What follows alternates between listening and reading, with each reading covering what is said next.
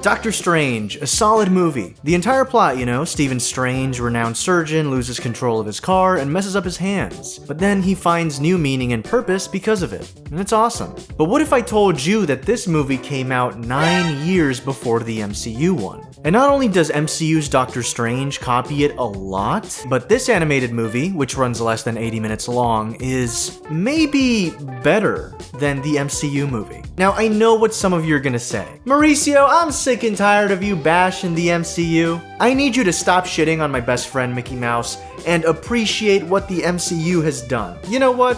I'm outta here.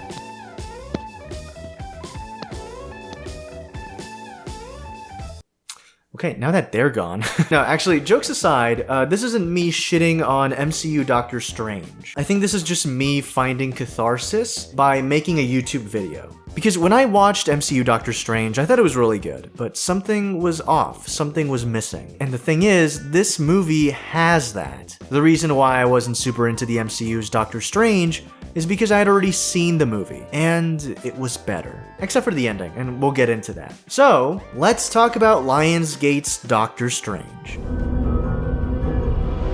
So, Doctor Strange is the 4th Lionsgate animated movie about a Marvel property. This one released right after The Invincible Iron Man, which from all the movies I've seen, is the worst one so far.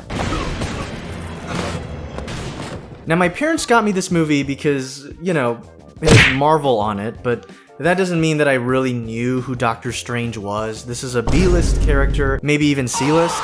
But like the good little consumer I was, no, I had to get this. And you know what? Thank God I did, because this movie goes ridiculously hard. This trumps Ultimate Avengers 1 and 2, and Invincible Iron Man makes animated Doctor Strange seem like the Godfather. The biggest reason why this movie is so goddamn peak is because this movie's completely, and I mean completely, character-driven. The whole journey is about Stephen Strange finally letting go of his trauma. Oh, the trauma of losing his hands, you mean? No, the trauma of losing his sister. Whoa. He has a sister? We had a sister. Yeah, and that's probably the biggest reason why this movie is so good. So the movie starts off with Baron Mordo, Wong, and a group of sorcerers defending New York, and more importantly, the Sanctum Sanctorum from this attack by a mystical creature. Not only does the battle go hard animation-wise, but Stephen Strange is in the area of the fight, and he can see all this is happening around him. And this is a big deal because Wong had cast a spell that prevents people from seeing all the crazy shit that's happening around them. Also, Spider-Man's in this movie. What, you don't believe me? F*** you. Doctor Strange. Man, it's been chaos. Absolute chaos. Yeah, that's Josh Keaton. Josh Keaton, if you're watching this, I love you. I'm only here for rounds, Corey. Don't push me. I'm not in the mood. So as we all know, Stephen Strange is a gifted surgeon, but he is an egotistical douche that is pretty much only looking for fame now. Does he care about people? Sure, but not more than his own reputation. And because he's such an ass, senior staff member Dr. Gina Atwater hates his guts, but also needs his help because kids are struggling with headaches and intense nightmares right now. Now here's something crazy. Again, the MCU movie took so much from this movie. Gina Atwater is basically the same character as Rachel McAdams' Christine Palmer in the MCU one. These two are colleagues that have tension because they're exes. Yeah, Stephen Strange does have game, but ending relationships? He's to blame. Yeah, I'm something of a lyricist myself.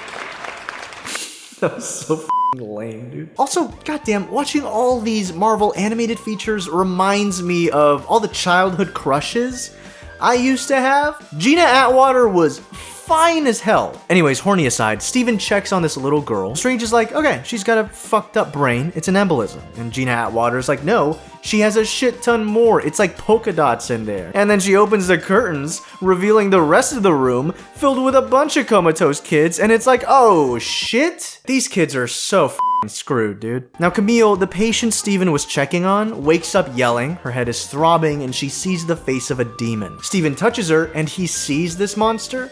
And it's obviously Dormammu. And after this, Steven just shuts down and leaves, and Atwater's like, Steven, can you not run away for 2 seconds, you beta male? She tells him that he has to start giving back. I am sick of this hospital feeding your monster ego. It's time you start giving back. And he seals himself off in his office. He doesn't even want to attempt to aid in whatever's going on with those kids because the same thing happened to someone he cared about. Reason number 1 this movie goes hard. Stephen Strange failed to save his sister's life, and she was his first patient. This simple thing completely destroys Stephen as a person. It's like his call to action, but he failed it. The guy is really sweet and caring. We see all this through flashbacks. He obviously studied to become a doctor because he wants to save people. But then it becomes about saving the person he cares about most. This is his purpose, and he cannot save her. And because of that, Stephen now has no purpose. He blames himself. So what's left? Well, use what you so desperately learned to save your sister to benefit yourself, and only yourself. Like, come on, you put so much time and energy into someone, and you failed, and it broke you. Why should you ever want to help others again without some sort of reward? And that's the biggest reason why Stephen Strange is who he is. He cannot let go of his sister's death, and this is the biggest reason as to why I believe this movie is better than the MCU version. Because sure, while there's less spectacle, while the MCU movie runs longer, this movie gets down to the nitty-gritty of why Stephen Strange is such a jackass. Why we should care about him becoming a better person. It's because we know he is a good person, he's just been through some serious shit. But for now in the movie, we only know that he had a sister and she passed away at some point. Stephen drives home after this, but because he touched the girl in the hospital, he's plagued by visions of Dormammu and sees hordes of ghost children in the street which freak him out. And so he swerves to avoid the kids and crashes his car, and this action ultimately costs him his hands. And listen, Doctor Strange awakens in the hospital, he sees his f***ed up hands, we get a montage that is exactly like the one in the MCU. The whole thing where he goes from doctor to doctor, freaking out about what to do, losing money over and over, and doctors say, yeah, there's nothing we can do. All sad like, that happens. And there's even a whole rainy day scene where he's depressed in his home. What did they do? Show it to me. What did they do? Show it to me now. But you just love a sob story, don't you? You think I had this coming, don't you? This is the part where you leave. Just go. 2 things I love from this. I love how he can't even put the payphone back correctly, and I also love how he tries to off himself. That sounded super morbid. Let me explain. It's like, okay, he's literally at the end of his rope, he has nothing else. It's over. He is hit rock bottom. And so when Wong saves his life and tells him about Kamar-Taj, it's like, wow, thank f***. And so, Stephen goes to Kamar-Taj, Batman Begins style. By the way, the music in this movie is composed by Guy Mitchell-Moore, and it has those samey vibes compared to, the Ultimate Avengers and a lot of other Marvel media in the 2000s. And that's a good thing and a bad thing, because it can sound like everything is connected, but it also makes everything sound samey. But let me just say, the Doctor Strange theme played on the piano, slowly, it's identical to the Amazing Spider-Man theme by James Horner.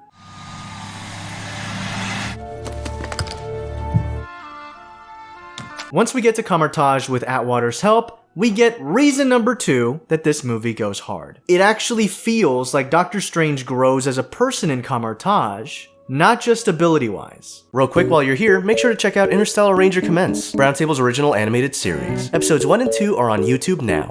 The moment Stephen arrives at Kamar-Taj, the Ancient One doesn't immediately show Stephen the mystic arts. He doesn't show shit. Unlike the fancy visuals of the MCU film, which of course are dope as hell, the movie decides to not give Stephen a reason to stay that's that simple. Like literally anyone would want to stay and be taught if they were shown all that fancy shit. The most he sees is the Ancient One floating. Stephen in this movie stays because he has genuinely nowhere to go, and he's literally told his hands cannot be fixed, only he can cure himself. Please, I've tried everything. No, you have not. And he decides that this is better than nothing. So here's the sickest part, and probably the best part of the entire movie. Stephen spends every day destroying a wall. We can safely say Doctor Strange votes Democrat.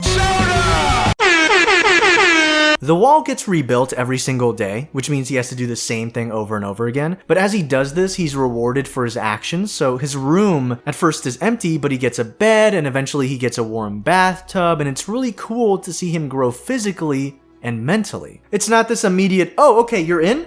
We're gonna immediately start doing magic. And that's the key of this movie. Before we can have Steven creating something new, we have to have Steven letting something go. Let go of something that is holding him back. I don't want to make this video too long, so let's just say as all this is happening, we have the Dormammu side plot. So we have Baron Mordo, who's a capable fighter, but he's power hungry, and he's with Wong, who is the goat, and they're all fighting against Dormammu's creatures. Dormammu's getting stronger, he wants to get to the Sanctum Sanctorum, and the Ancient One is thinking about who's going to be the next Sorcerer Supreme and wield the Eye of Agamotto. And finally, Steven's had it. He's reached his limit. His hands, he's carrying rocks all the time.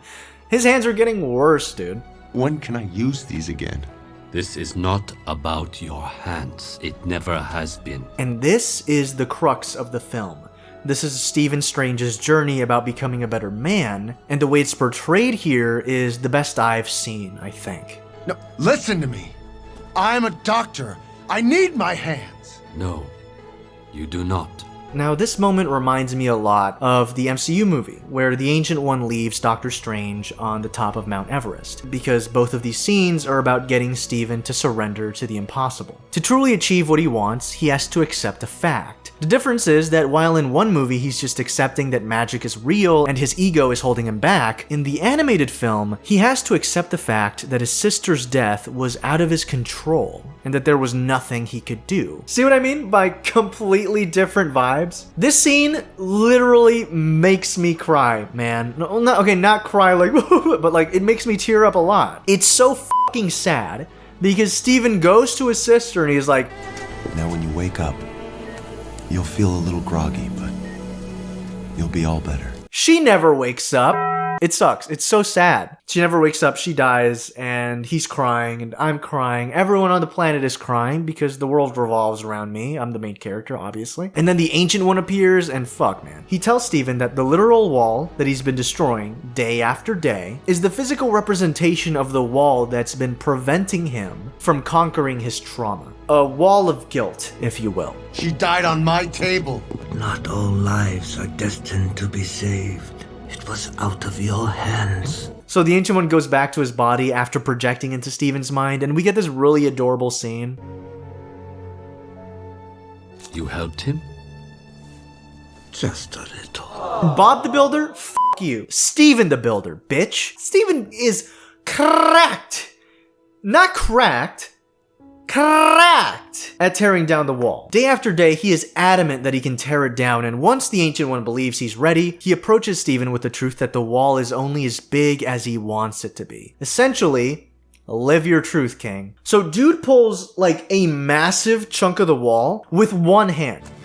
Weight is meaningless. And Steven's like, bro's flabbergasted. Steven has never really experienced anything super insane until now. Like, the projection, that can be like in his head. The Ancient One floating, a party trick. But this is something that he knows is heavy and is being pulled by this old ass geezer. And Steven not experiencing anything insane until now makes this scene way more effective than a ton of the magic scenes in the live action Doctor Strange movie. Because yeah, we don't get any trippy visual of Doctor Strange floating in space, but because Steven doesn't experience something that crazy that soon, the mere movement of a rock is 20 times more impressive. The Ancient One teaches Steven to accept the unacceptable, and you really feel like Steven's learning more than just, making his hand move in a circle. The Ancient One makes a sword out of nothing, and Steven can't see it as real, so he can't physically grasp it. But when the old dude cuts the rock with that shit, not the rock wall, then Steven perceives it as real and believes in it to the point where he can hold the sword. And you thought that shit was crazy?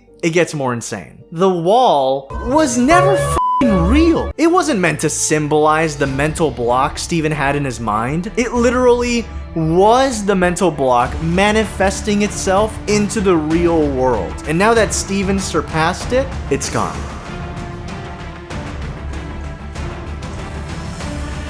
Yeah, dude. Cinema, baby. All right, video's running long. I'm gonna speed through this. We're only like 40 minutes into the movie, and I don't want to kill CJ. Reason 3 this movie's cracked. the villain is awesome. Caecilius is a good villain on paper, but he's pretty weak.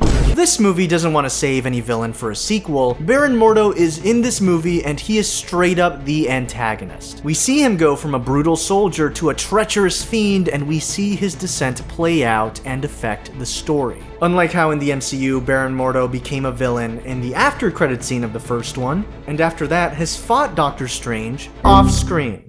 So Baron Mordo fights with Strange and tries to kill him because he believes the Ancient One is going to choose Strange as his successor, and he's right. And so Wong intervenes and teaches Strange. And let me just say, this fight, it's awesome.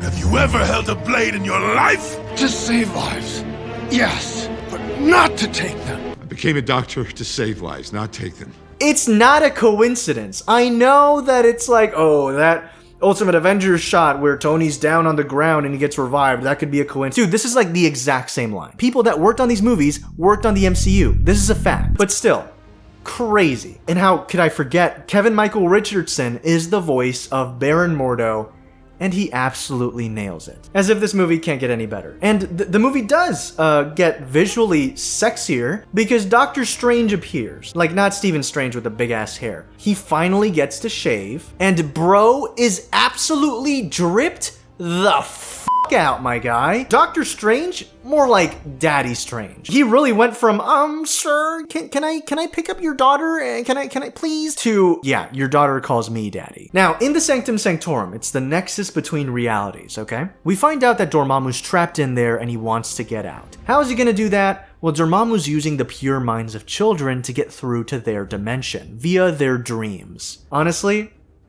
the plot kinda does go hard. How that is executed is, you know, but that's one of those things where it's like, it's good on paper, executed, it's alright. This is why so many children are comatose. So Steven returns to the hospital where Atwater is, and he makes her fall asleep and projects himself into the children's minds and wakes them up individually. As he does this, two things happen. One, flying pocket pussies with teeth are killing all the sorcerers. And two, Baron Mordo decides, you know what? I've had it. He projects into a child's mind not to save them, but to communicate with Dormammu, stating that he wants to help him. And eventually, the Ancient One has to die because it's the Ancient One. You're old. But yeah, he destroys all the flying mouth monsters and Mordo finishes him off. I see you have found your true place, Mordo, as the lapdog of Dormammu. Now this is where the MCU Doctor Strange gets better compared to the animated one, because I think while the animated one's plot is just way better in terms of like, this villain is using these children's minds to reconstruct himself and emerge into our dimension. I think that's such a sick plot. The MCU one is just way more exciting. Like, who can forget the Ancient One's death? It's one of the best moments in the entire MCU. Or, you know, the rewinding time battle. Or, of course, bargaining with Dormammu. Here, the Ancient One dies and it's pretty sad, but it's nowhere near as poignant. That being said, they gotta kick Mordo and Dormammu's ass, so Wong gives Strange the Eye of Agamotto, and Doctor Strange becomes absolutely cracked out of his mind, my guy. And that's one thing I love about this movie. The magic is always pretty unique. Like, every sorcerer has a distinct power set. And while most of the time they're just making weapons appear out of thin air, they do cool shit like this. So Dormammu uses the kids to return, kills Mordo for failing him, and steals the Eye of Agamotto. Right after that, he summons all these monsters into the world, and let me just say, after that comes one of the hardest moments in the entire movie. Who are you? I'm Doctor Strange. Sorcerer Supreme! You did it.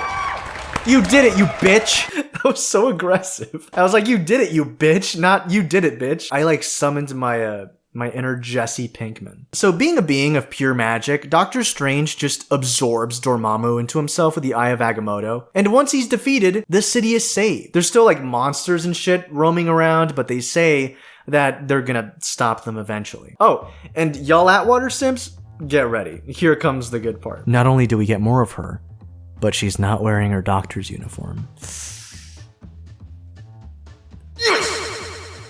Thank you, Marvel, for this meal. Steven projects himself into Atwater's mind and tells her he's better now, and tells her, I want you to know that you were right. It is time I start giving back. And dude, just like Dr. Palmer, they don't kiss. It's just like an affectionate meeting it's a very obvious I love you, goodbye. And it goes so hard. This movie goes so hard. I love this movie. It's great. I love it. I've watched it 3 times already. And of course, to tie everything together, Doctor Strange at the end visits his sister's grave. Super sweet. And man, this movie rules. Also, Clea is name dropped at the end of the movie. I have discovered several new prospects. One in particular, a woman named Clea. It's almost like it's teasing for a sequel that never came. And I was looking for this online. I got it from the DVD, and it's a comic, and Clea is in it. They made a comic that is set after the movie, but at the same time, it's like a prequel? Because at the end of the comic, after saving Clea, whatever, he goes like, listen, I wasn't always a cracked Sorcerer Supreme. Let me tell you how I got here.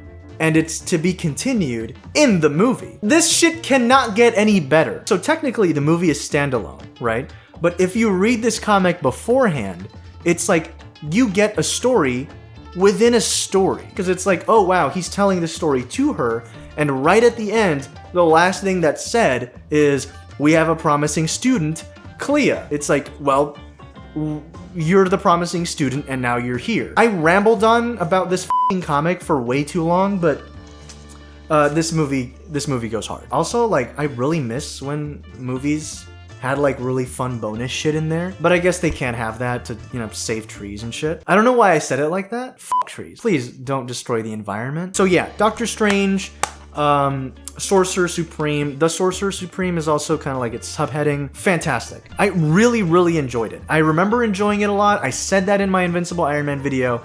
I watched it again. So much better than I thought. I have no idea what the next movie is. It is either Hulk versus or the Heroes of Tomorrow movie. Either of those, I am so excited for. CJ, if it's not one of those, put sad music on or something, because I guess I'm dumb. But yeah, Doctor Strange, more like Banger Strange. That was terrible, man. Hey, I'm sick, so this bot will do the outro. Lol. Make sure to check out Interstellar Ranger Commence on the Browntable YouTube channel. Trust me, there's lots of hot anime dudes and girls and plenty of action. Thanks so much Critten Draws for drawing Hope Griffin from Interstellar Ranger Commence. She is adorable and you're the GOAT. Thank you. Thank you patrons for supporting the channel. You're poggers.